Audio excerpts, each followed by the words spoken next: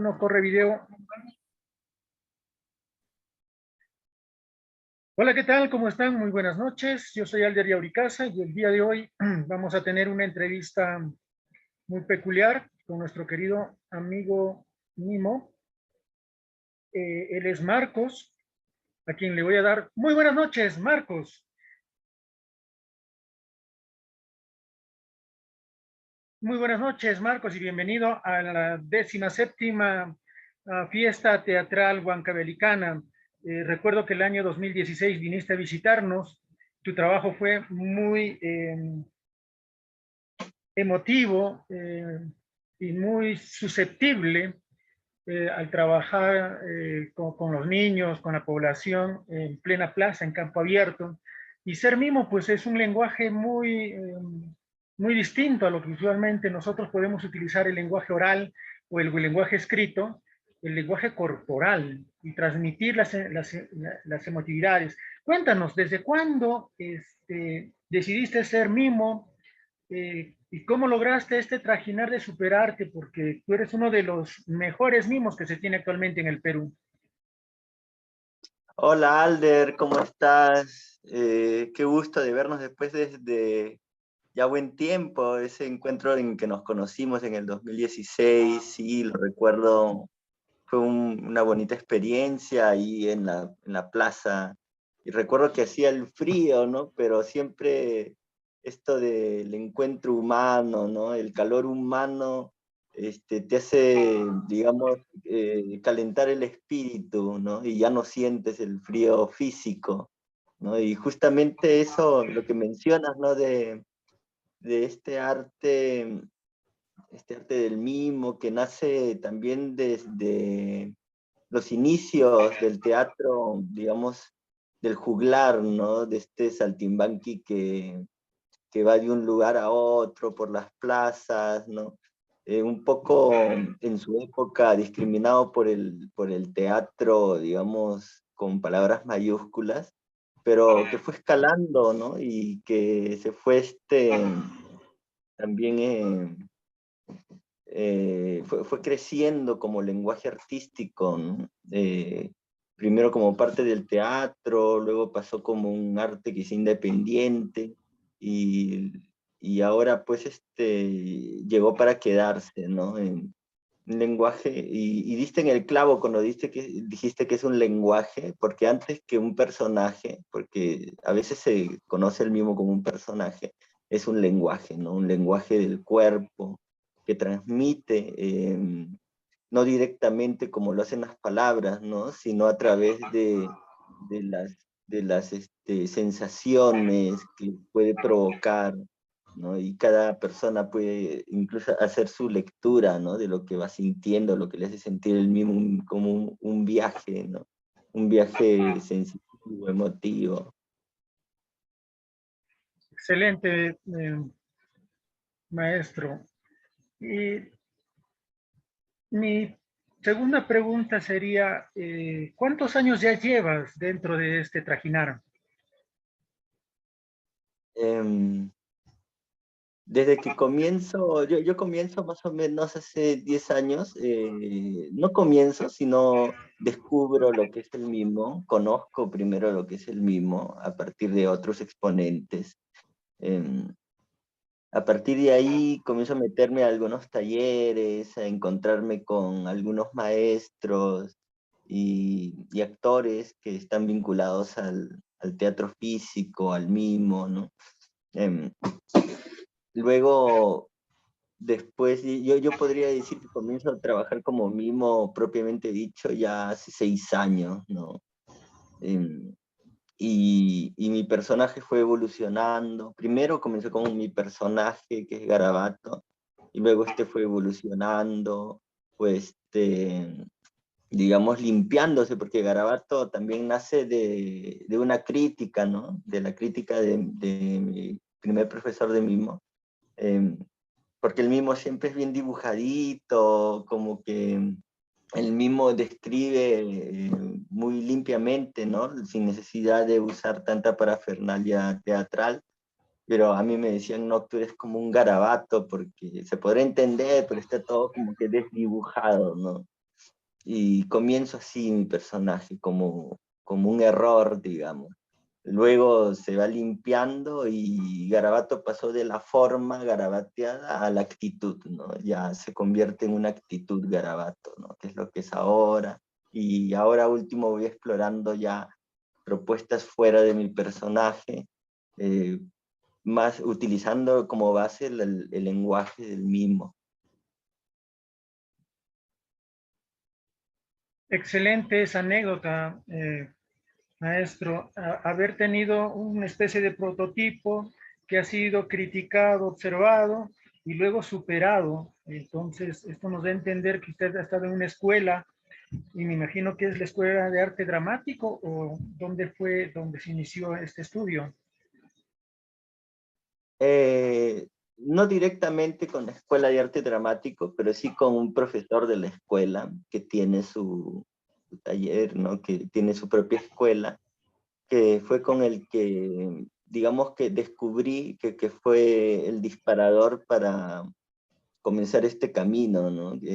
Que al principio yo comencé sin mayor pretensión, no pensé dedicarme, más lo vi como un lugar de exploración, ¿no? Un lugar para hacer una experiencia, ¿no? Como cuando uno se mete a un taller, no para ser profesional en eso, sino para hacer una experiencia, ¿no? A ver, este, a liberarme un poco, porque también yo sentía la necesidad de mover el cuerpo, de expresarme con el cuerpo, quizá no artísticamente, pero expresarme, ¿no? Fui a probar y poco a poco, digamos que me fui enamorando del lenguaje, ¿no? Me fui dejando llevar en cada presentación que veía, en cada clase que tenía, ¿no? Y como yo no tenía mayor pretensión al inicio, lo hacía todo, digamos, desdibujado, ¿no? El mismo parte de una técnica bien precisa, que es prueba y error, ¿no? Hay que estar dándole. Es como el músico que tiene que aprender a tocar su instrumento. Y dime, ¿cuáles han sido las anécdotas más, cuáles han sido las anécdotas más trágicas, conflictivas, traumáticas, se podría decir incluso, dentro de esta profesión de ser mimo?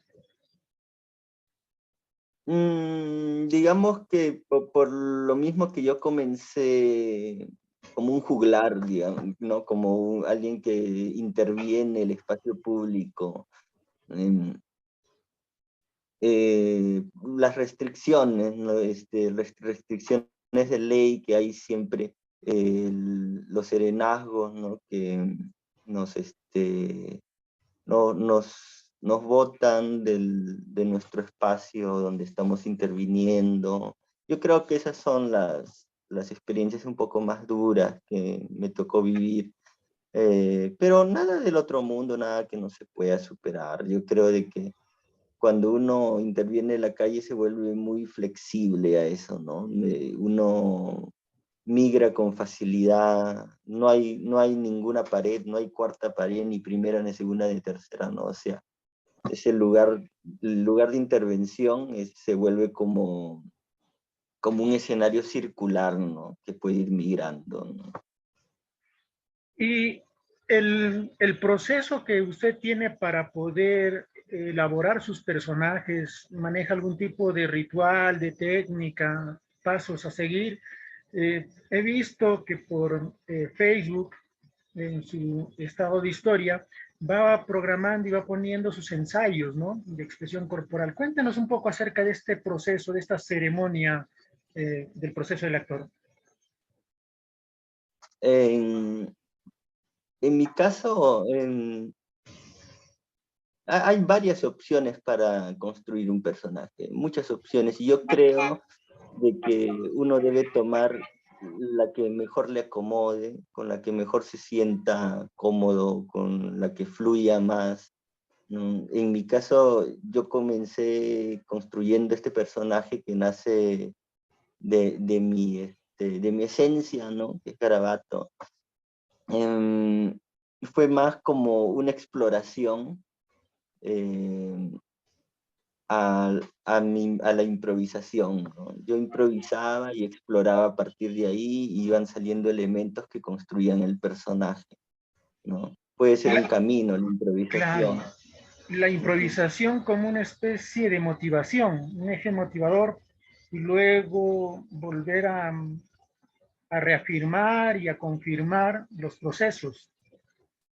Claro, la improvisación te lleva directamente al juego, ¿no? Te lleva al juego, pero al juego dramático, ¿no? O sea, a crear situaciones, tomando las referencias que tengo en mi entorno, ¿no? Ya Claro, sea siempre en vínculo con el otro.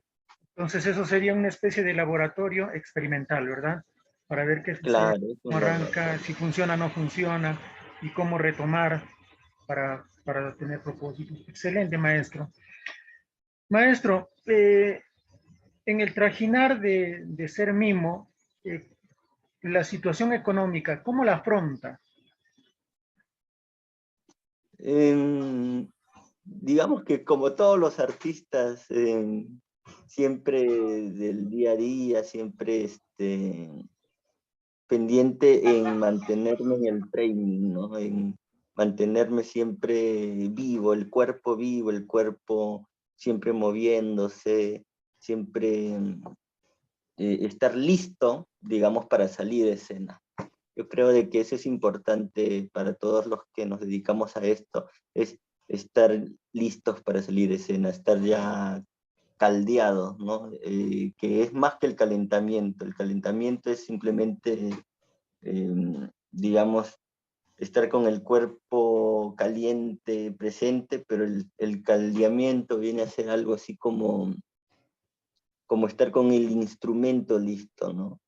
Siempre trato de estar así, y buscármelas cuando no hay, buscármelas y salir a la calle y hacer, ¿no? Lo que sé hacer.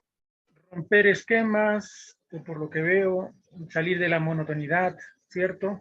Y siempre Exacto. estar activo y presente con los demás en campo.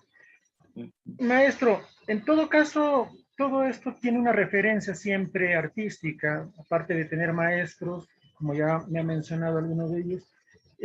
Tiene algunos íconos representativos, como Marcel Marceau, mismo Charles Chaplin, con los que se han iniciado eh, en este mundo del mimo.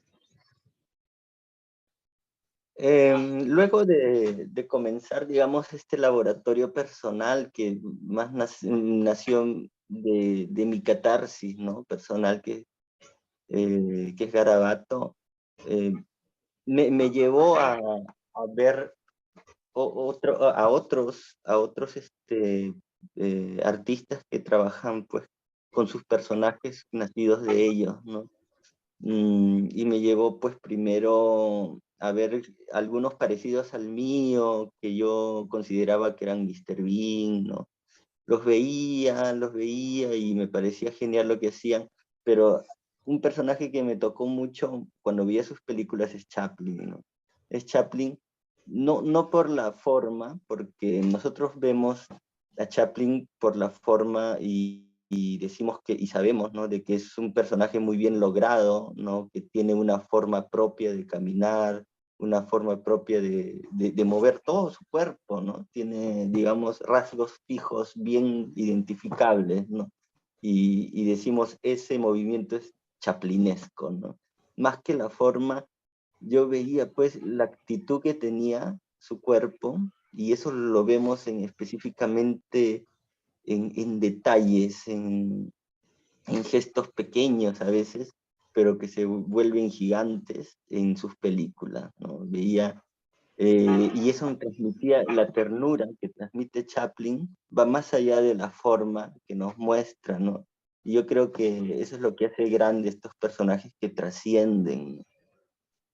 Y eso me inspiró mucho, me vi todas sus películas, las volví a ver, y hasta ahora, cada vez que tengo ganas, vuelvo a ver otra vez las películas de Chaplin, y me siguen entusiasmando, ¿no?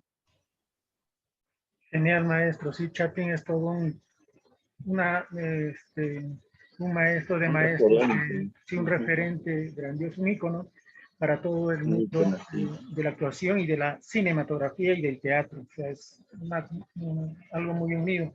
El Gran Dictador, ¿no? Es una de sus mejores películas que trasciende contra la dictadura de Hitler, una sátira e ironía a la vez muy, muy reflexiva. Maestro, ¿existe actualmente, yo desconozco la verdad, algún encuentro de mimos, festivales de mimos en Perú? ¿Cómo podemos hacer para pertenecer a una línea de mimos? Porque veo en el Perú que hay varios mimos que se encuentran por doquier y no, que yo sepa, no he tenido mucho acercamiento, ¿no? Y quizás es por eso mi ignorancia. Ilústrenos acerca de este tema. Ahora mismo el que está organizando un festival específicamente de mimo es César Chirinos, acá en Lima, ¿no? César Chirinos. En los locales del IBNA, él organiza un festival de mimo, se llama, a ver si no mal recuerdo, es Festival de Mimo de Lima, así, Festival de Mimo de Lima. De otros festivales, no sé, no sé que hay encuentros, a veces se organizan encuentros. El más entusiasta es César, ¿no? El que siempre organiza. Después hay otros que hacen encuentros más pequeños, pero festivales así es César el que organiza. Antes se organizaban por el profesor Fernando Ramos, que es el que me puso Garabato, en- también en el IBNA, pero ahora último ya no está organizando, ¿no? Él tenía su escuela experimental de mimo. Y fue donde yo me inicié, donde yo también vi las primeras funciones de mimo, ¿no? Y dejó, digamos, este legado de organizar consecutivamente, anualmente, siempre festivales, ¿no? De mimo. Y ahora lo sigue César, ¿no? Entonces, ¿esto se hace de manera esporádica o tiene una frecuencia, un lugar específico? ¿Nos podría dar información? Sí. Por lo general es anual, es un encuentro anual que se da en enero. Ahora, el último festival se dio no en enero, me parece que fue después de mitad de año, em, pero por lo general siempre se da en enero y sí, una vez al año, en el IBNA se organiza. Perfecto, maestro. Maestro, el ser mimo para usted tiene un objetivo cercano o a largo plazo que se pueda visualizar el día de hoy. Em, Mi gran objetivo para hacer mimo, para hacer arte en general, mimo en particular, es vivir, ¿no? Es vivir, pero de una manera extra cotidiana. Digamos que esa sería mi respuesta más romántica, ¿no? Em, ¿Por qué? Porque si no te mueve eso, todo lo demás es vacío, ¿no? Yo creo de que el arte tiene este ángel, este espíritu, que es lo que le mueve, ¿no? Es vivir, para mí salir y hacer mimo en la calle es una forma de vida, primero eso, ¿no? Más que, claro, uno persigue un, un, un objetivo subalterno que todos necesitamos, que es el dinero, ¿no? Pero digamos, yo no hago mimo por dinero, ¿no? Sino por vivir primero, ¿no? Y por dinero para seguir viviendo, ¿no? Porque necesitamos del dinero para seguir viviendo. Excelente, maestro, escuchar esa convicción y esa persistencia de vivir de una manera extra cotidiana. Exacto. Y eso es vivir a plenitud, de verdad. Eso me da muchas reflexiones para poder encajar la siguiente pregunta. ¿Usted realiza talleres de mimo? ¿Lo hace actualmente? ¿Dónde los hace? ¿Cómo nos podemos contactar con usted? Em, bueno, por pandemia todo ha sido virtual, online, por ahí se han dado algunos encuentros, igual por Zoom, ¿no? Ya se están aperturando ya con protocolos, nuevos talleres. Ahora voy a iniciar un taller en noviembre, con pocas personas nomás por esto de los protocolos todavía no podemos aglutinar mucha gente. Y bueno, cada vez que puedo viajo y trato de dar un taller, ¿no? El tiempo que sea posible, aunque sea de un día, de preferencia, me gustaría que sea no menos de dos sesiones, para manejar estos talleres itinerantes, ¿no? O sea, ir con una presentación, pero también con un taller, ¿no? Compartir el conocimiento, la filosofía de vida también que tiene esto de hacer arte itinerante, ¿no? ¿Cómo nos contactamos para tener una clase con usted? ¿A dónde llamamos? ¿A qué correo, Facebook? Para ubicarlo Y rápidamente. por las redes me encuentran rapidito como Garabato Mimo, Marcos Núñez, y me encuentran al toque en Facebook, en Instagram, ¿no? Ahí están mi WhatsApp, ¿no? Lo puedo decir por acá también, pero ahí lo encuentran al toque. Principalmente Facebook e Instagram, estoy en YouTube. Ahora último me abrí el TikTok porque no tenía, y bueno, todo el mundo usa, y otro medio más, ¿no? Mi número es 9497431117, ¿no? Por ahí rapidito. Y coordinamos a ver cómo nos encontramos, ¿no? Yo soy recontra flexible. Hoy día estoy aquí, mañana puedo estar allá y en otro país, no sé, de donde nos lleve la vida, ¿no? Genial, maestro, y tener esa apertura nuevamente para traerlo a Huancavelica de cajón. Yo sé que aquí Me hay mucha gente encantaría de interesada todas maneras. para poder trabajar en escuelas, para poder trabajar con municipios. Entonces, esto en realidad nos da mucho. O sea, el MIMO es un ente conciliador que hace reflexionar, muestra situaciones críticas y en el mismo acto va solucionando las incógnitas que se podría tener. Entonces ese lenguaje nos hace falta bastante más allá de gritar, de hablar, ¿no? Porque el mismo es un hecho, es pura acción y eso es lo que ustedes de manera innata, de manera natural, lo tienen y lo muestran y lo van dando público libremente. Maestro, uno de los recientes trabajos que más ha sido icónico y reflexivo acerca del mismo, ¿qué nos podría contar? Em, no sé si icónico, me parece que llegar a ser icónico es llegar ya en una etapa bastante madura del proceso general, ¿no? De un artista. Pero reflexivo, yo ahora último, saliendo de mi personaje, me puse a explorar personajes, digamos, que son discriminados por la sociedad, ya sea por la condición, ¿no? Por la condición que sea. Por ejemplo, hay un personaje en el que explora la ancianidad, ¿no? Y cómo el espíritu puede seguir joven o queriendo seguir viviendo, pero el cuerpo ya no da, ¿no? Es un personaje que me sensibiliza mucho y me lleva mucho a la reflexión, al, al autoanálisis, a la reflexión, digamos, en particular conmigo como individuo y como sociedad, ¿no? Eh, Luego tengo otro personaje que explora la sexualidad, ¿no? Ahora que es, y siempre, ¿no? Que está siempre presente la discriminación por género, ¿no? Un personaje que es un drag queen, que es un trans, ¿no?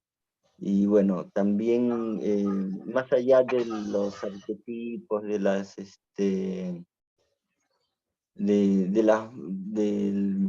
las formas a veces superficiales que le damos a personajes, trato de explorar desde su niñez, ¿no? Esta persona desde su niñez. Entonces, un personaje me lleva a la ancianidad y otro a la niñez, ¿no? Y es como un punto de encuentro, hay muchas coincidencias entre la ancianidad y la niñez. Y eso me lleva a reflexionar, ¿no? Y cómo es, o sea, su rol, su vida en sociedad, ¿no? En medio de la sociedad, cómo son vistos, cómo son tratados, cómo, cómo tratan de sobrevivir más que vivir, ¿no? ¿No? Que eso, a gente que quiere vivir mucho, porque es gente que, ¿no? El anciano, ¿no? Que quiere seguir viviendo, no se quiere dejar llevar, y esta otra persona que quiere vivir a su manera y no puede porque no compatibiliza con su ente social, ¿no? Sí, eso último estoy explorando, que va más allá de mi personaje, ¿no? Y lo exploro con el cuerpo, ¿no? O sea, el cuerpo dice mucho, y todo lo hago con el cuerpo para generar sensaciones más que dar un discurso, ¿no? Lo que me está dando a conocer ahorita que en realidad han pasado muchísimas cosas muy dramáticas en su situación laboral, y que esto le ha dado a usted un lado totalmente sensitivo, emotivo, como un tratado psicológico, social, antropológico. O sea, son tres cosas bien urdidas, el cual tendrá usted un registro como autobiográfico de estas situaciones, porque este material es buenísimo para poder trabajar en la escuela, como situaciones de casos. ¿Te das cuenta? Es un material muy importante, querido maestro. Y justamente a eso se le llama un poco de sistematización. ¿Cómo hace estas referencias usted para poder apoyar a otras personas, ¿no? Con la gran referencia que ahorita nos acaba de mostrar. Eh, bueno, es importante desarrollar mucho la empatía, ¿no? Para llegar a comprender a personas que a veces para un sector de la sociedad es muy difícil aceptar, ¿no? Uno no acepta lo que no entiende, ¿no? Que no es lo mismo que justificar, ¿no? Em, Creo que con mis propuestas no busco dar una moraleja, sino mostrar un ser humano en un conflicto con su sociedad. Más allá que sea un conflicto personal, es con su sociedad, ¿no? ¿Por qué? Porque conflictos personales tenemos muchísimos, hay muchas cosas que no podemos hacer por impedimentos físicos, digamos, ¿no? Pero siempre, digamos, cuando hay una sociedad que te respalda, tú con la fuerza, con la poca fuerza que tienes, haces, ¿no? Y tienes, digamos, la aceptación social porque somos animales gregarios, el ser humano es un animal gregario y se desarrolla en sociedad, ¿no? Y bueno, perdón, la parte de la pregunta. Era la sistematización, que lo estás haciendo muy bien, porque es referir, analizar, tomar la empatía y, ¿cómo se llama? Interactuar. Y sí, o sea, tu respuesta encaja perfectamente. La verdad, maestro, yo me quedo asombrado de tu trabajo y de cómo tratas de resolver de manera independiente y sobre todo siendo autodidacta, has logrado cuajar por la misma práctica, por el mismo hecho ¿cómo se llama?, de desarrollar un personaje, una acción, eh, vas, vas también hurgando otros espacios dentro de la sociedad. En realidad, un mimo es muy necesario en nuestra sociedad tan, tan conflictiva, porque muy poco sabemos observar, muy poco sabemos leer y, y muy pocos podemos conectar a la emotividad y a la sensibilidad. Y ese trabajo del mimo es el que te rompe todo el estatus de la bulla. Tú sabes que Lima o todas las capitales que van con los carros, ¿no? Y ves un mimo, y, hoy ¿qué está haciendo? Y te jala la mirada, y te saca una sonrisa o te manda, oye, ¿qué está haciendo? ¿No? Entonces te buscan nuevos entornos. Y eso es lo que en realidad nos hace bastante falta a todos, tomar atención hacia la otra persona para ver qué es lo que está pasando, qué está manifestando, por qué lo está haciendo. Nos falta bastante eso, conectarnos entre familiares, conectarnos entre amigos, conectarnos, y ahora con la pandemia mucho más. Pero un mimo, mírale tú un mimo y te jala para poder leerle y decir, oye, ¿qué me está queriendo decir? Y te quedas con el conflicto, pues siempre te vas a quedar, me habrá querido decir esto, oh, pero yo le contesté así, y el mismo te trata de resolver el conflicto y te trata de llevar, te trata de encajar.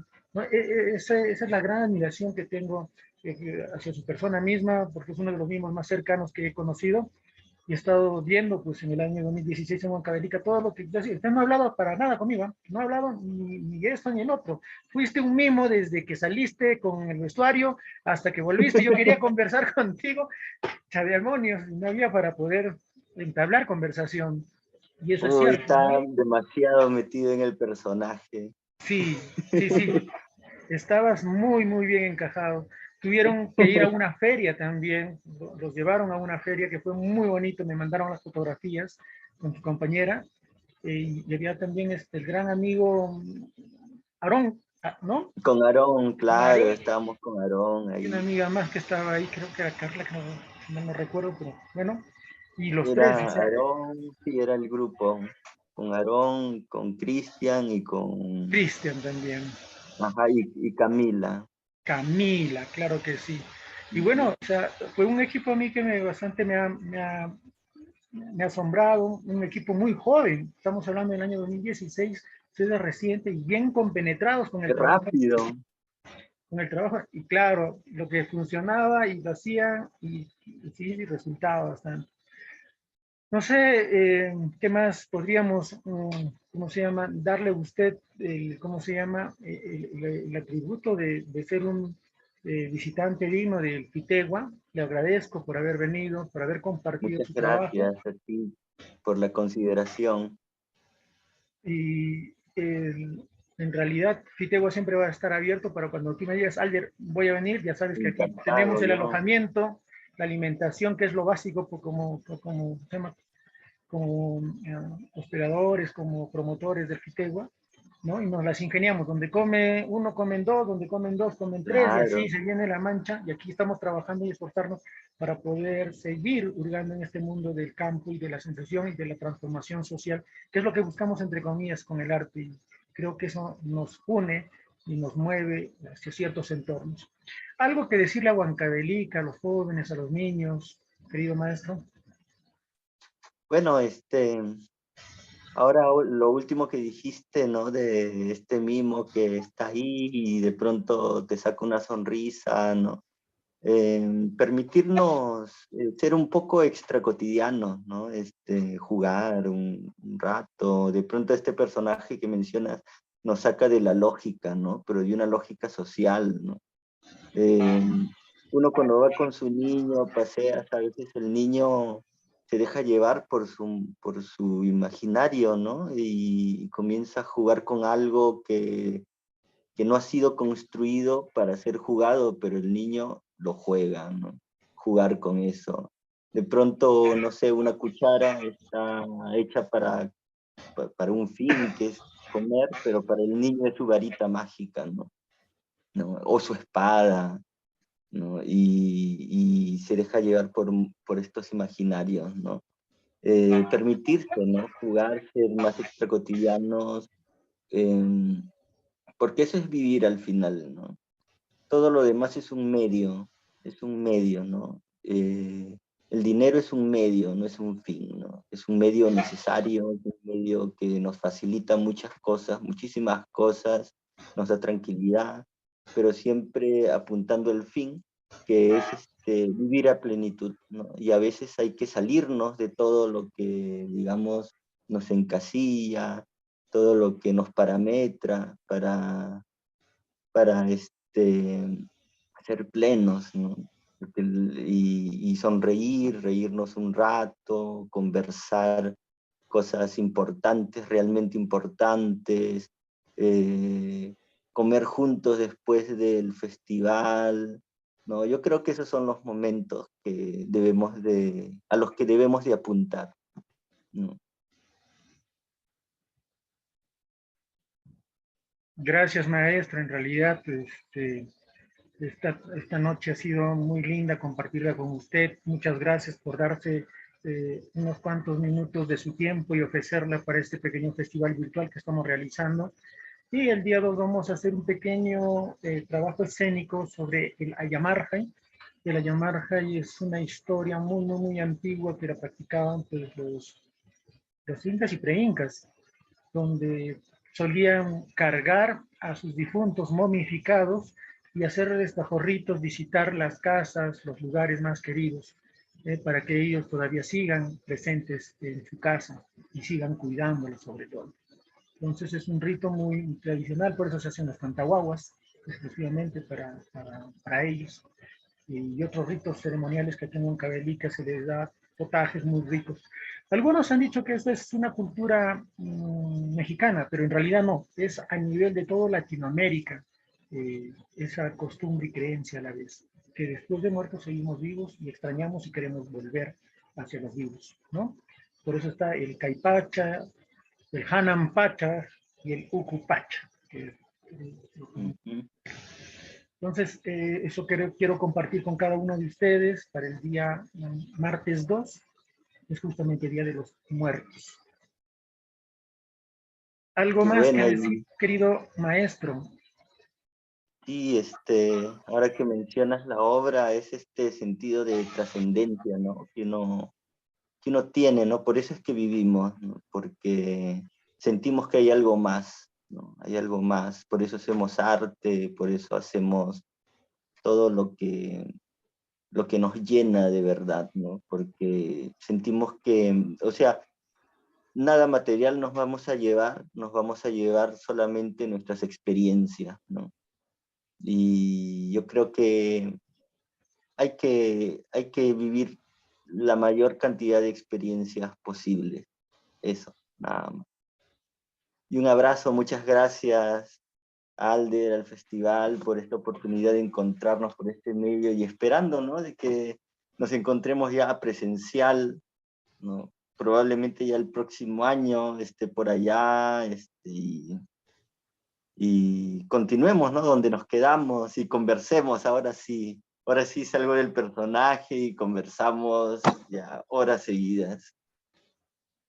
Muchísimas gracias, maestro. Hasta un pronto reencuentro y Huancavelica te está esperando. Gracias. Gracias, gracias Alder, gracias Huancavelica.